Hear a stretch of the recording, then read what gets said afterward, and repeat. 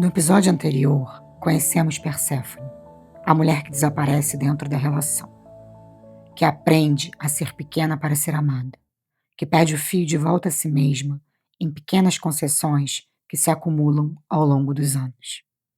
Hoje, conheceremos uma deusa que, à primeira vista, parece o oposto de Perséfone. Ela não desaparece, ela está em todo lugar. Está presente para os filhos, para o parceiro, para as amigas, para os colegas, para a família. É a primeira a aparecer quando alguém precisa. A última a ir embora quando há trabalho por fazer. A que nunca diz que não tem energia, mesmo quando já não tem mais. E, no entanto, por baixo de toda essa presença generosa, há uma mulher que também desapareceu.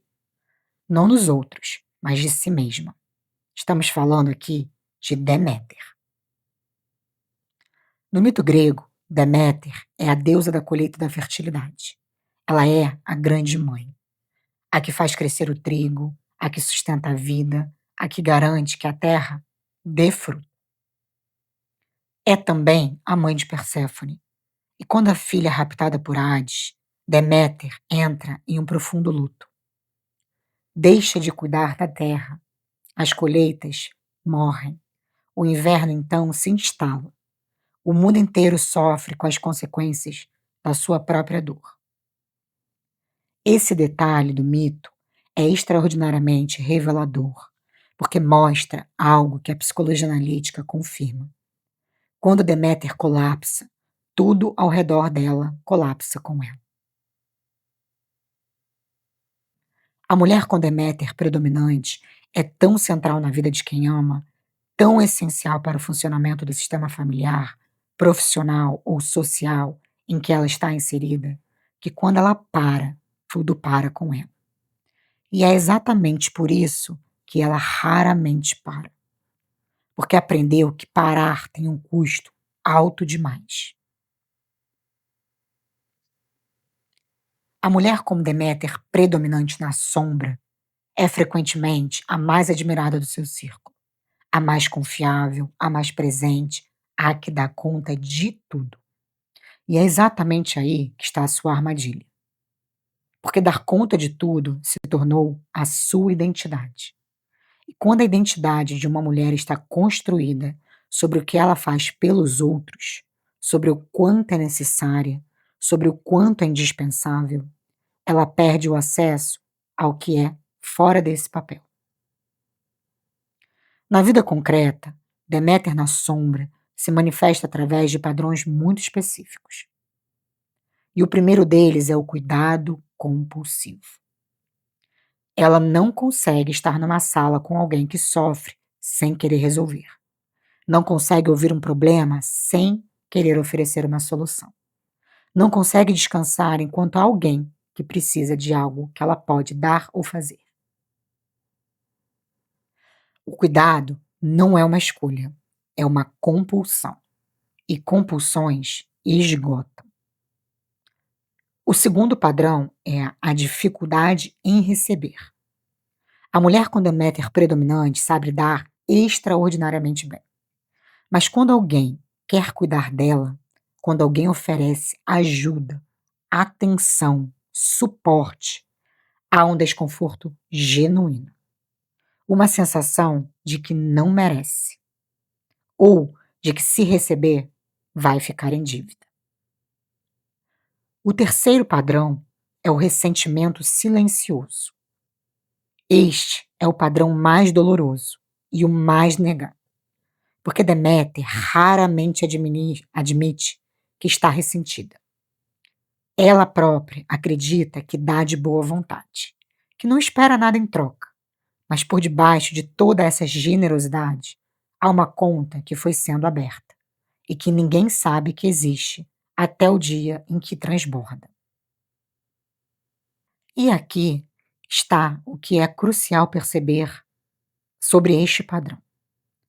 O cuidado de Deméter na sombra não nasce apenas do amor. Nasce também do medo. Do medo de não ser necessária, de não ter valor se não estiver servindo, de ser abandonada se parar de dar. É amor, mas é também estratégia de sobrevivência emocional. Deixa eu compartilhar uma história. Os detalhes foram alterados para preservar a privacidade, mas a essência é completamente real. Carla tinha 42 anos quando chegou até mim, completamente esgotada. Tinha 2 filhos adolescentes, um marido com uma carreira exigente que precisava de muito suporte logístico e emocional. Uma mãe idosa que dependia dela para quase tudo. E um trabalho em tempo integral numa área de saúde onde ela cuidava de outras pessoas. Quando perguntei o que tinha trazido até mim, ela disse: "Não aguento mais, mas não posso parar." Nas primeiras conversas, Carla falava constantemente dos outros, do que os filhos precisavam, do que o marido estava sentindo, do que a mãe necessitava, do que as pessoas que ela acompanhava a atravessavam. Quando perguntava sobre ela, havia um silêncio, e depois uma frase que se repetia de formas diferentes: "Eu estou bem, o problema não sou eu." Mas Carla não estava bem. Estava dormindo mal há meses, tinha deixado de fazer as coisas que gostava, ler, caminhar, encontrar as amigas, porque não havia tempo. Tinha dores físicas, crônicas, que os médicos não conseguiam explicar organicamente. O corpo estava falando o que ela não conseguia dizer. Ao longo do trabalho que fizemos juntas, foi emergindo algo que ela nunca havia nomeado: o ressentimento. A sensação de que dava tudo e que ninguém via. Ninguém me pergunta como estou, Diana.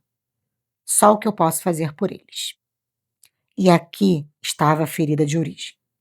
Uma família onde o amor era expresso através do serviço, onde o valor de uma pessoa se media pelo quanto dava, e onde pedir para si mesma era visto como egoísmo. Carla não aprendeu a cuidar dos outros porque era generosa. Aprendeu porque era a única forma de amor que conhecia. E o trabalho não foi ensiná-la a deixar de cuidar, porque o cuidado genuíno é um dom extraordinário de Deméter. E o trabalho não foi ensiná-la a deixar de cuidar, porque o cuidado genuíno é o dom extraordinário de Deméter. Foi ajudá-la a se incluir na lista de pessoas de quem ela mesma cuida. A descoberta mais radical de Carla foi perceber que ela também merecia o tipo de cuidado que dava a todos os outros. Se enquanto me ouve você está se reconhecendo nesse padrão, se a história de Carla ressoou, o quiz gratuito das deusas no site Instituto Libertário pode ajudar a confirmar se é mesmo Deméter quem está no comando nesse momento de sua vida, ou se há outro arquétipo que também está operando. São 7 perguntas e o resultado chega diretamente no seu e-mail. O link está aqui embaixo na descrição.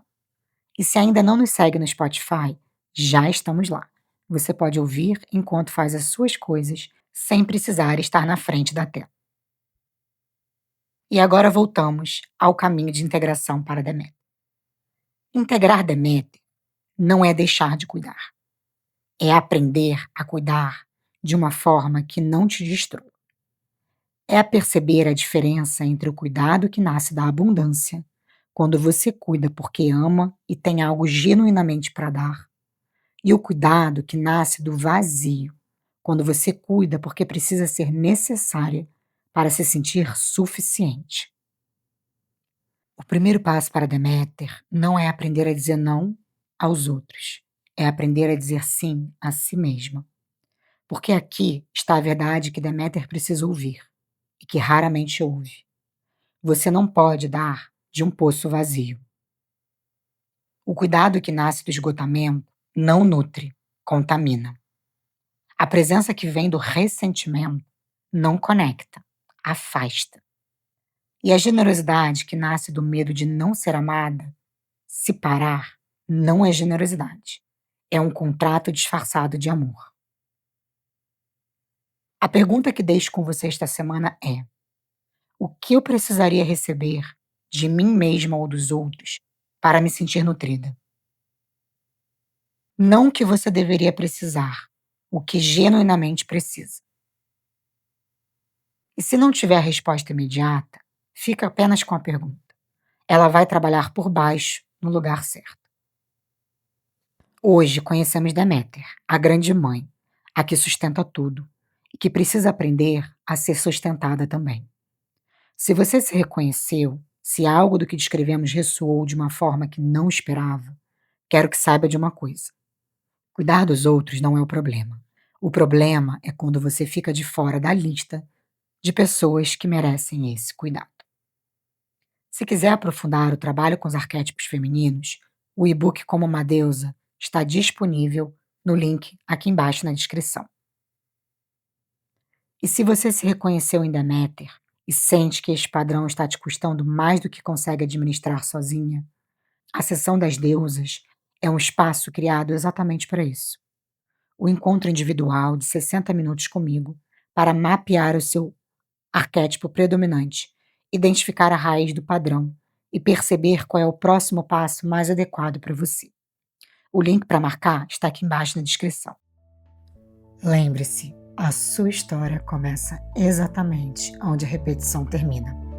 Um abraço e nos vemos no próximo episódio com Hera, a deusa que mantém as aparências à custa da própria dignidade. Até lá!